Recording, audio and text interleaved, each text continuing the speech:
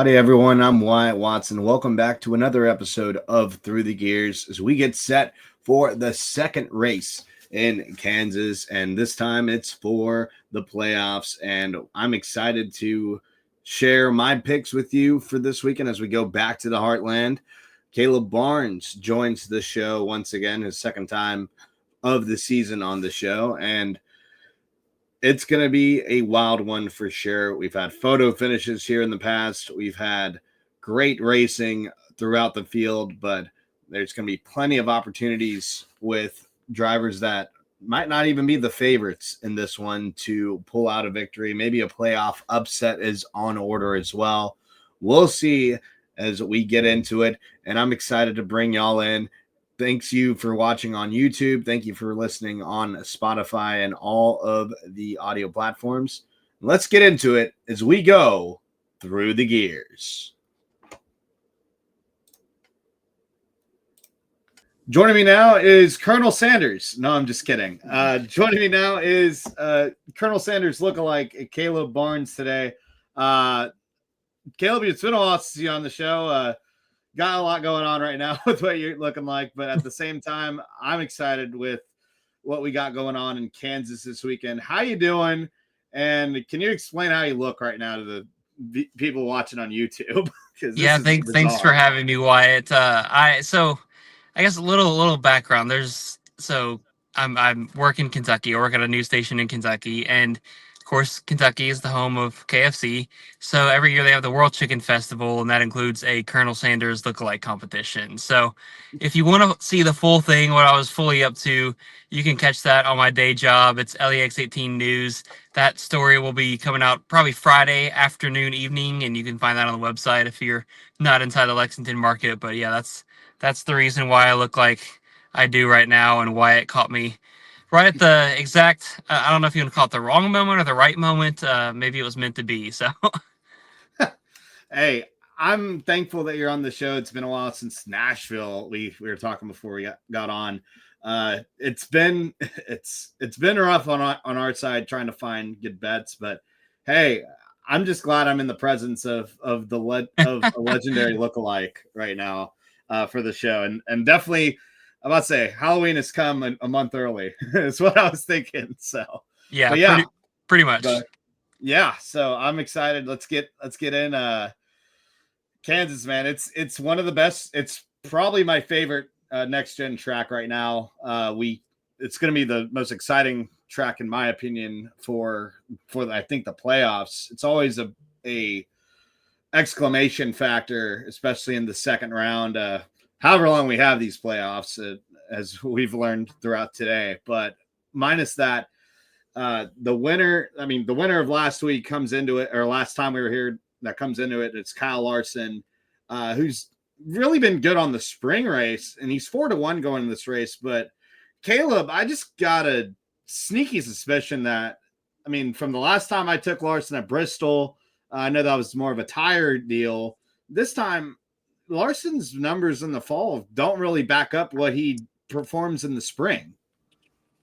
Yeah, and I feel like Kyle Larson hasn't been the typical what you would expect from Kyle Larson really ever. You go all the way back to May, the 600, and I feel like ever since then it's just been super inconsistent. There's not any race in my mind that sticks out that he really dominated and did very well at. I know he has a win since then, and maybe I am missing one, but it just feels like, especially the later part of this summer stretch, not that he's been absent or running horribly, but he's not necessarily up front competing for the lead and leading a bunch of number of laps or anything. He's just kind of running in the mid top 10 area, or maybe even at times outside the top 10 and kind of the top 15. So I think for that team, they have to have it circled on the calendar, and they could totally be motivated to go and do well.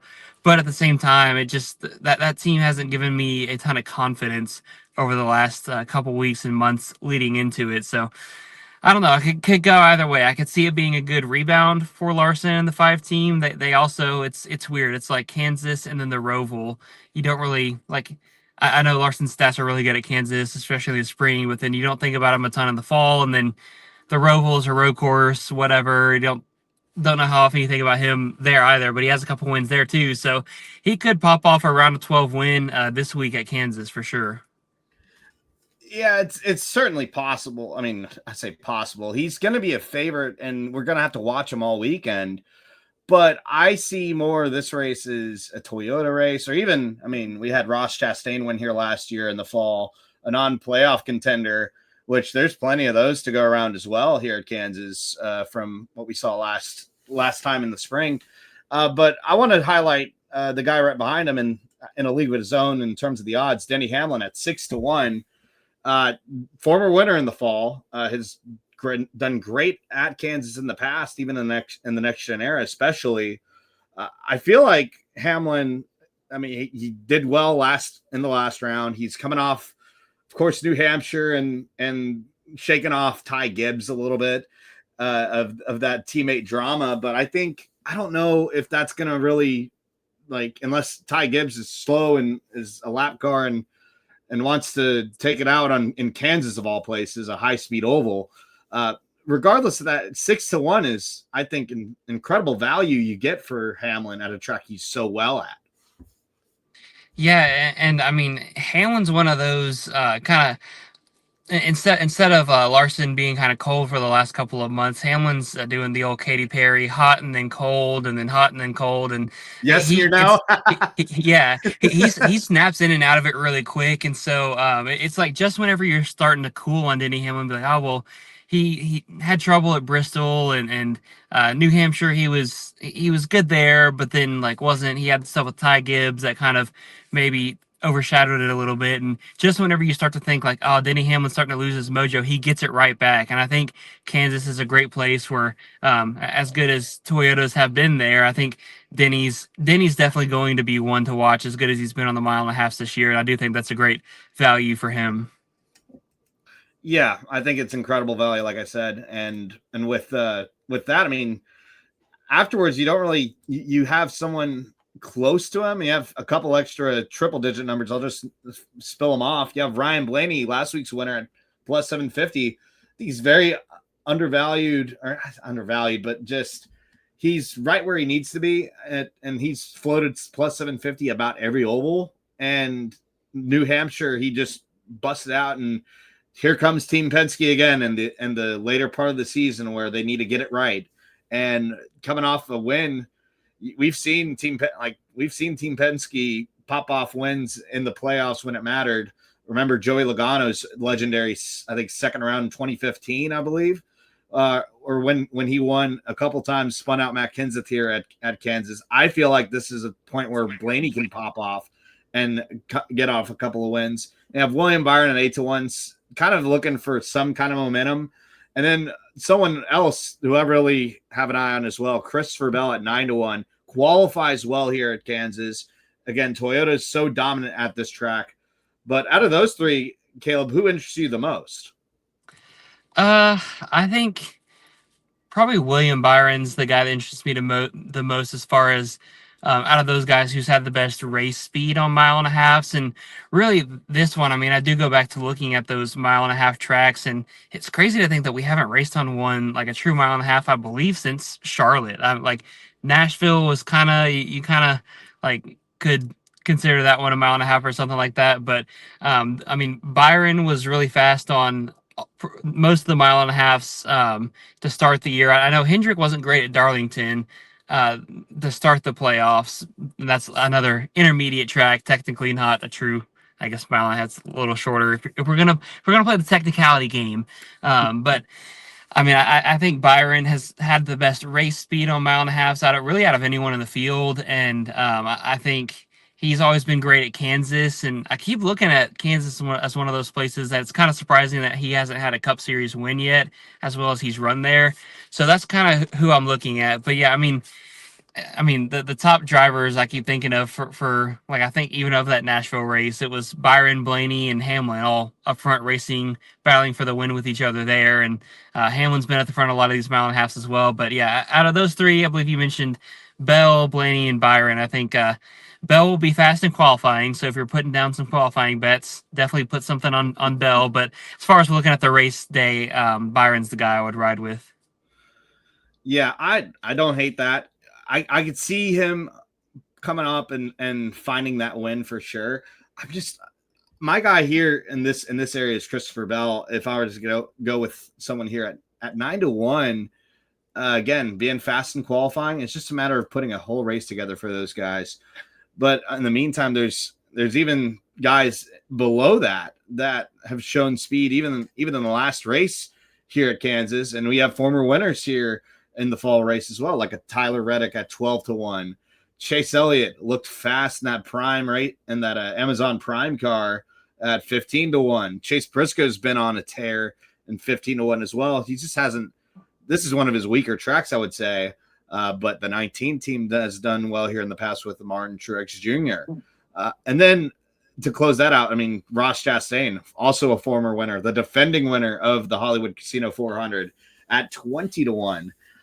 All those guys, really good odds if you had to pick and choose. But for you, Caleb, who's the guy that you're looking at here? I believe you mentioned Ross Chastain, correct? Yes, I did. He's the other one. Go again. I keep going back to that last mile and a half. He was the one up there competing with William Byron, Denny Hamlin, and so he's the one. I have mixed feelings because anytime with these situations, there's always the nagging side of my brain that's like, oh well, this is why this isn't going to happen again, or this is why like Trackhouse Ross Chastain isn't going to do all this time. But they did show up with speed last year at Kansas. Obviously, Chastain won that race, and I mean, it felt like last year's race he kind of came out of nowhere, and then the races where Ross has been good, it's kind of been the same thing. It's been some of these higher speed mile and a half tracks, things like that, or races where again you're starting to sleep on Ross Chastain, and then something happens and he pops up. And this year he does have. It's crazy to think he does have more on the line. He is a playoff driver, and they could also be a team as well after winning last year's fall race, having this one circled and saying like, hey, this is a really good chance to go ahead and lock in that spot into the round of 8. His 3 top 5s on the year, all at mile and a halfs. Las Ooh. Vegas, Texas, where he finished second. We had him on our card there. And then, of course, the incredible last to first drive of the Coke 600 where he won and got his playoff position, or his playoff spot, rather. I'm right there with you. 20-1 odds is incredible. I think it might even be better because that one team tends to struggle in qualifying a couple times, most of the time rather than not.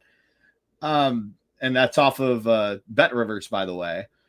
I like that analysis. Another guy, and in fact, not even on that list. I would say out of those guys, Chase Elliott, 15-1, is who I would also watch very closely this weekend because they had an incredible pace. It was a rare bad pit stop day that really took him out of that race and contention for the win there. And he was the only one to really challenge even the likes of Kyle Larson, who had just the dominant car here in the spring. That's who I would keep an eye on at 15-1 for the time being. But there's even guys outside of that. And I'm not going to list all of them because we have almost 40 of them out there. Realistically, you could have 10 to 15 drivers that have a legitimate shot at winning this race. Remember when the Chris Buescher had a photo finish here with Kyle Larson as well. But I'm looking at his boss, Brad Keselowski, at 28-1. I'll start with him. He had a car here in the spring, and they've been so close here in the past at 28-1, and he's shown the pace at Kansas. It's gonna go right from eventually, and I think as long as there's not another flat tire situation for him, and they put themselves in the right spot, this 6 team is just begging to win one of these races. And Kansas has proven to be a place where non-playoff drivers can get it done, despite all the brouhaha of the playoffs. The other guy I look at is Bubba Wallace at 25-1, who's ran here solidly and consistently well in previous years. I know 23-11 has kind of lost its luster, but make no mistake, this particular race has suited 23-11 far better than the spring race. And with the runs Bubba Wallace has had in the playoffs specifically, they have had a playoffs to remember, I think, for both I'd say his team more than the 45, obviously, but they've shown that they can compete with these guys for wins. Obviously, winning the Brickyard 400, and coming back to a race that Bubba Wallace has won handily in the past. If he gets their setup right, I think those guys are going to be dangerous. Caleb, is there anyone else that we haven't mentioned that strikes your eye that you're keeping a close eye on this weekend? So all season, I've been a big believer in Carson Hocevar, and that team has Yeah. certainly had the speed all year. Kansas is another one of those tracks that, like Kansas is just a track that I feel like translates really well across all three national series, especially with the Truck Series to the Cup stuff. And yeah, like so, Hocevar has been fast at many play across many different disciplines of racing this year, but he was really quick at the mile and a half, especially at again that Coke 600 earlier this year at Nashville. And like the first half of the year, that team could not put together and finish races. And I know that's kind of the knock on them and the reason why you might want to stay away from them. But the reason why I would maybe go in on that team is I feel like the last couple weeks, Carson's had more of an emphasis on finishing out the races. And even if he has a super fast car, like I know some people tell you just to like try not to get too much out of your car. If you have a fifth place car, just try to stay in that fifth place area. I feel like they've even taken it a step back and maybe had at times a fifth or a 10th place car and been like, oh, well, let's settle for 15th so we make sure we get a good finish. But I believe that effort and that mindset has started to creep up and finally get them some more of these results that they have deserved. I mean, depending on how strategy could have played out at Bristol, they very well could have won that race if not finished high up there. And they've continued to be fast the last couple of weeks. So I think Hocevar is I mean, I've been high on him all year, and I think they're going to finish out the season strong, and I think Kansas presents a great opportunity to keep running. I will say, I was looking at the stats for the 2311 team, and they're a team I think could be a little bit deceptive here because as good as the Toyotas have been and as good as that team has been, I do remember last year, the last fall at Kansas, they were noticeably absent for where they had normally been because you remember those first or 3 or 4 next gen Kansas races. It was like the 45 won 3 of the 4, and then Denny Hamlin won the other one. So it was like all Toyotas, 2311 dominance. But then last fall, they like noticeably were absent from the front of the field from leading laps, and I can't remember if they just had tire issues or what happened. I know Bubba's had some tire issues before here, but I do feel like they could be a team, especially that 45 team. I just feel like they don't have the mojo going on. And Kansas, again, it's very well placed that they could easily get it turned around, but just my gut feeling. I'm feeling it down in my my Colonel Sanders gut here today. That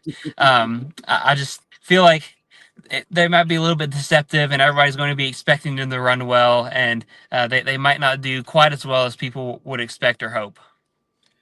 I feel like I'm on the opposite side of it because I think right now, oh man, right now, especially with Joe Gibson after that first round. I know New Hampshire's kind of a quirky track. Like we haven't had that in the playoffs in a while, so it kind of break. I mean, so is Gateway, but they obviously did better there. But I think on the other side of the fence here, and I think that's a good transition into just your full card. Who do you think is looks good to win at Kansas, and who you riding with on it all for your guys? You know, we went through that streak of the Toyota wins that I just mentioned, and now I think we're in a bit of a Chevy streak here at Kansas at these mile and a half. So I know Toyotas were really fast in the opening round, and that is one area where I'm a little bit hesitant. Like Hendrick was surprisingly absent at Darlington, which is an intermediate. Again, not exactly a mile and a half, but I mean, I think those Hendrick Chevrolets. It's been a season of the top dogs just taking over between Hendrick, Gibbs, and Penske. I think it's going to be between Gibbs and Hendrick, ultimately coming down to. I do think the 24 team's going to get it done this year. They were so close last year. They probably had a couple of shots to try and actually win that last year, trying to get around Chastain there. So I think this might be the year that Byron gets that done. But I think among the other bets, I would take. I think we're gonna have again, this whole Toyota Chevrolet battle. I think you mentioned the Ross Chastain top five streak. I think that's a good one to lock him in for a top five. Byron, obviously, top Chevy. I think you could see three Chevrolets in the top five, and then I mean these probably this probably sounds like a safe bet. You could go one way or the other with Ryan Blaney coming off of a win last week. You could go the way of like Blaney's always been pretty decent at Kansas, but you could also go the direction of like, oh well, they won last week, so they're not going to care about the next two races. But I think Blaney will have another strong run. I think he'll be the top forward coming up this weekend as well.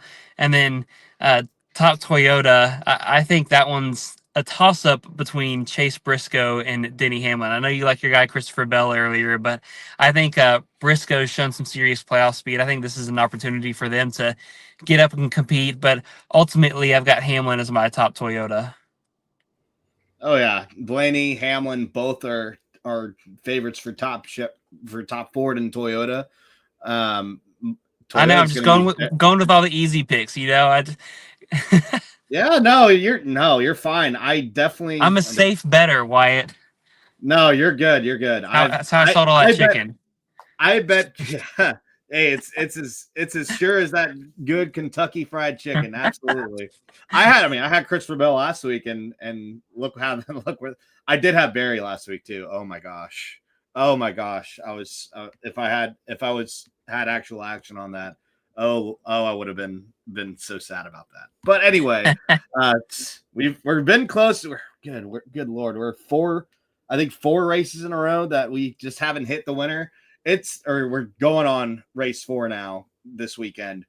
Let's make it happen. I'm thinking Denny Hamlin. It doesn't make sense not to go with him here with how good of a track record he has at his track here at Kansas. He's won here before, and I believe it was 2023 when he won, or rather 2022 when he won here in the fall, and he's won here before in the spring. And I think he wants to get this monkey off his back with the whole Ty Gibbs situation, and I think he's going to drive motivated next week at Kansas. So at 6-1 is also incredible value for Hamlin. I think you're not going to get any better than that, and I'd put 2.5 units on him to go and take the win here at Kansas. Secondly, I'm going to go very bold. I had Ryan Blaney, and I do believe this is going to be an opportunity for him to excel and possibly do well. Win though, you have Byron, you have Bell as well in there, and those are just better value picks as well. But I'm going to go even deeper because Ross Chastain is just incredible at these mile and a halves. He showed it at Charlotte. He was fast at Texas. We had him there and looked like he could have won if not for Joey Logano just being in the right place at the right time and all those crazy cautions that happened. Ross Chastain has shown great pace at Kansas in the past, especially in this race, coming in as defending winner. And now he has some playoff implications to race for Trackhouse. He's the last guy. He's the last man for him. And I am willing to bet that he gets a win. And I put 2 units on him at 20-1 via Bet Rivers. I think that's great value for a former winner at any day. Brad Keselowski impressed me here in the spring earlier this year. And at 28-1, I think that's going to be enough for me to take him for the win. If he did not have the flat tire or have the issue he had on I think it was just a whole mess on pit road that day, and he still found himself in the lead. I think if he has a clean day, that 6 car is going to be tough to beat, much like we saw it like in Iowa too earlier this year. And he just seems to have stretches where he finds himself competing for wins. He's going to break through eventually. He could do it this week at Kansas. And finally, again, I'm going to turn to another former winner and Bubba Wallace, who just has the pace. He's shown the pace in other tracks. I think the 23 car and 2311 could absolutely show out and find that pace again with the momentum they have. That's just the momentum pick at 25-1. Reddick at the 12-1 number is good value as well, but get double that value with his teammate and put only a unit on him for Sunday's race. I'm excited. That's a fantastic lineup for both of us, I think. just as exciting, I think, is the prop picks. You mentioned it. You're a big Chevy guy. I'm wondering, are you just going to bet the Chevy manufacturer outright? What do you got going on, Caleb? Yeah. I think Chevy's gonna win it outright. I don't know. It's something about Kansas, Chevy, these streaks. Just this season overall has had that feel of like pretty just straightforward with the picks. Like last season, I felt like we went off the deep end with all these. There's all these like late race cautions and instances that shook everything up and made it really hard to figure out what was going on and who to try to pick and everything. But this one, again, the top dogs have been the top dogs on pretty much most of your traditional tracks. SVG has been the dominant at the road courses and everything, and so I'm just gonna keep going straight forward. And yeah, I've got Chevy outright winning this thing. And I mean, I guess I picked Byron, but you could pick your poison with Byron, Chastain, if you wanted to go a little bit maybe throw something on Hocevar, maybe getting that first win in the playoffs at Kansas. And I do know I mentioned Blaney as the top forward, but I know you're talking about Keselowski, and that is one I was going to make a note of. RFK Racing, like it feels like they've been quiet recently, and this could be a rebound track if you want to maybe take the chance and try to make some money and put something down on whether it's the 6 or the 17. I don't know the 60. I don't think I would trust him as much necessarily at Kansas, but it feels like they've been quiet for too long. So it could be time for them to break the streak and make some noise for the Ford camp since Penske's stealing all the spotlight. Maybe RFK steps into Kansas and tries to get a little bit back for themselves. Yeah, I'm absolutely on the same page with RFK. I have two guys in here for my props, and I'm gonna leave bet it off again with Keselowski at the top five number. He's 4-1 and I'd put a unit and a half on that. Again, I don't have to repeat what myself with how good he ran here last time, and I think if luck falls his way, he's gonna be competing for the win. So cover it up with the top five prop, I think is good. Ryan Preece, he top 10 here in the last race. He finished seventh from starting 30th. So you could possibly get him at 2.5 right now. I Plus know I feel 250 guilty that is. talking down on them, but I feel like that team, as good as they've been at stretches throughout the year, I feel like they're on the RFK. It's like it comes in like there's always an odd man out between the three, and I feel like Priest right now has been kind of the odd man out recently. Yeah, I think this is a race where Priest could potentially get himself back in the conversation. He's been out of it a little bit the last few weeks, but he was running top 10 in Bristol for a good little bit in that crazy wacky race that we saw. But again, this race being such this is kind of just an RFK kind of track, and I think this is one where Priest could show out and at least find himself in the top 10. Uh, his winning odds 70-1, just for everyone to know now, and could go way higher after practice qualifying again if he starts 30th like he did in the spring. So, but at 2.5-1 right now, I think it's still good to take. John Hunter Nemechek top 10 is 5-1. We had him last week actually at New Hampshire for that. He didn't show out there, but he did top 10 here in Kansas in the spring as well. And I believe we had him on our card in that one, if I'm not mistaken. I'd go run it back, see how he does with Legacy Motor Club. And Eric Jones' teammate has done well here in the past, and I think that is translated over to John Hunter Nemechek as well. He has They've been good the last month too. Yeah, they really have. I've been impressed with what I've seen of those guys, and a 5-1 number just at top 10 is impressive. I even considered putting Eric Jones on a top 5, which is like 14-1 at the moment. Their race winning odds 125-1 for Jones and 150-1 for Nemechek. So that's very, very far down the beaten path, but definitely possible here at Kansas with how easy it is to pass. And finally, I'm gonna go head to head with you on these manufacturer odds. I'm gonna take Toyota to win. Why? Because they're plus 170 and better value, and you can get a little bit more money out of that. And I'd go 3 units on that bet currently. And I think it's not going to be any higher, especially if we have a Toyota winning the pole like we're predicting. I have to take a little gander at the poll odds if I may real quick because Bell's poll odds is probably favored. We mentioned that earlier. He's not the favorite. It's Larson at 3-1, and then Bell is 3.5 right there with him. So if you're wanting to bet that, that's just information for you. Please bet responsibly. Yeah, Finally, Bell's gonna take that. yeah, he, I think it's been between those the last couple times I've been there. So he's got like I feel like he's had like just about every next gen poll at Kansas. hey, It's don't got to be like some astronomical high percentage. speaking of astronomical, don't count out Rocket Boy Chase Briscoe at 5-1. So he's been stealing polls left and right. So I'm that's going to be interesting to watch. Finally, Xfinity is around for this race as well.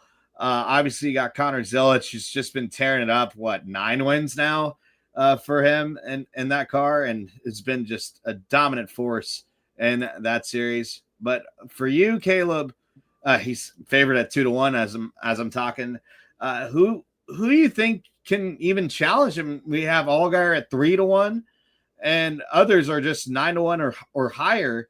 Who do you got going into this race here at Kansas? I think the best value, if you don't want to just go with the obvious Connor Zilic, I think you got to look at Brandon Jones. It's Brandon Jones is something about these guys with the last name Jones. Eric Jones at Darlington, Brandon Jones. He has kind of a similar thing going on at Darlington and then Kansas, where he's like really specifically good at both Darlington and Kansas. Obviously, he won at Darlington earlier this year, and I think Brandon Jones could be a guy to go and break this Connor Zilic stranglehold on the Xfinity Series coming up this weekend. I'm sure there's not too many people looking at paying attention to him, but I think that I keep wanting to say 19. He's in the 20 now. I gotta remember that.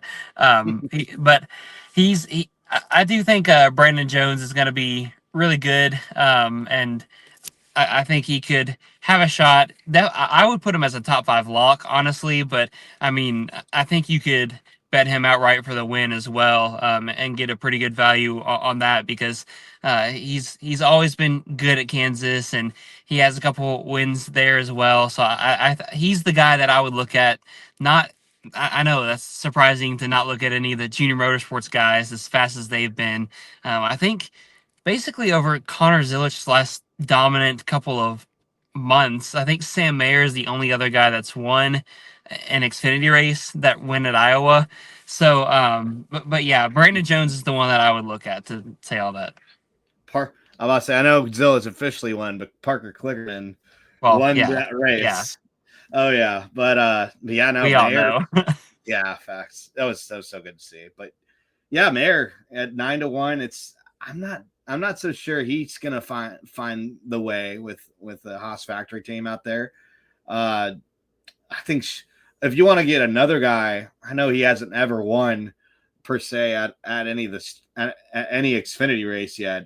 But if he's gonna bust through, why not do it in the playoffs? And he almost did it at Bristol. Sheldon Creed at 14-1. I think this is one of the tracks that he does show a little bit more pace at. I mean, his only fun fact, Caleb, fun fact, his only cup start ever came at Kansas Speedway. So is this one of his tracks that he really puts his head to the grindstone at and does really well? He has a chance to prove it this week at 14-1. You took the words right out of my mouth, though. Brandon Jones is 100%. I will co-sign on Brandon Jones all the way. A former winner at Kansas as well, and at 11-1 odds. He showed. Remember when he struggled at Junior Motorsports? The only track he really showed up and did well at during that tenure was Kansas Speedway. So I could see him pulling off 11-1 upset against all these guys up in the Xfinity Series and establish himself maybe as a championship upset potentially. I know that's a little bit far. Yeah, it could be the year of. You remember when Daniel Hemrick stole one in a Joe Gibbs racing car? Brandon Jones right now. Well, you remember when Ty Gibbs took one away from him a couple years ago? And yeah, right. I know. I'm about to say all the memes of Brandon Jones. Yeah, loving what he's seeing right now between him and Denny Hamlin. Yeah, that was his last year because that was the year before he left Joe Gibbs race, or I think yeah, that his was the last year he year left. with Yeah. it, and then he went to junior for a few years, and then he's back He with him came now. the prodigal son returns once Ty Gibbs clears the scene. Yeah, no, I'm interested to see that. Jones 11-1, Creed at 14-1, but it's gonna be tough because Connor Zilic is that guy, and it's gonna be fun to watch all the action this weekend. Caleb, I'm gonna let you plug your podcast because you always talk about the instant reactions on Stock Car Scoop. Other than that, what do you got going on for this weekend here at Kansas? Be writing a lawsuit recap on, I guess, tomorrow on or Friday today, whenever you're listening to this. Uh, I'll be writing that, and then yeah, stock car scoop after the race. Also, again, I plugged my day job, Channel 18. Got a couple cool stories involving racing coming out the next. It'll be next week, so Monday, Tuesday, Wednesday, some of those days, and I'll also post that on my social media. I'll plug myself at Caleb Barnes _. So a couple racing related stories, some local guys, and then also maybe hoping to have a NASCAR related story here in Lexington. Fun times. So yeah. Yeah, I can't wait to see all that. You do great stuff, and you also dress for the occasion when Yeah. you need to. So I'm about to say, especially I know we talked about way back in Nashville, but the Kentucky Derby stuff too, looking fresh there, even in the rain. But yeah, excited to see all that. You can follow me at Wyatt W Racing. I contributed to the Friday Face Off article for this week, so check out my opinions and commentary out there, and also check out the Pit Straight. We talked about the crazy Azerbaijan Grand Prix, and also Dennis Hauger stepping into the Dale Coyne racing car for this week, or for the next year rather, for the NTT IndyCar Series. And also be sure to check out the rest of Front Stretch Podcast Network. That includes Happy Hour with Michael Massey, Brian Nolan, and Dalton Hopkins. They had the Fast Lane, Ed Lane, on their podcast and talked about the Ty Gibbs situation. I know he had fun talking about that to them and much more from this week. And tune in to Trey Lyle's podcast, which I think, Caleb, you're on that one. So you're doing triple duty this week. Yep. Yeah, so appreciate you coming on to all these podcasts, hosting yours as well. I'll plug it again for Stock Car Scoop. Can't wait to see what you have to say after the race at Kansas. Thanks for coming on for Through the Years. Listen to our best bets, and let's make some money in the heart.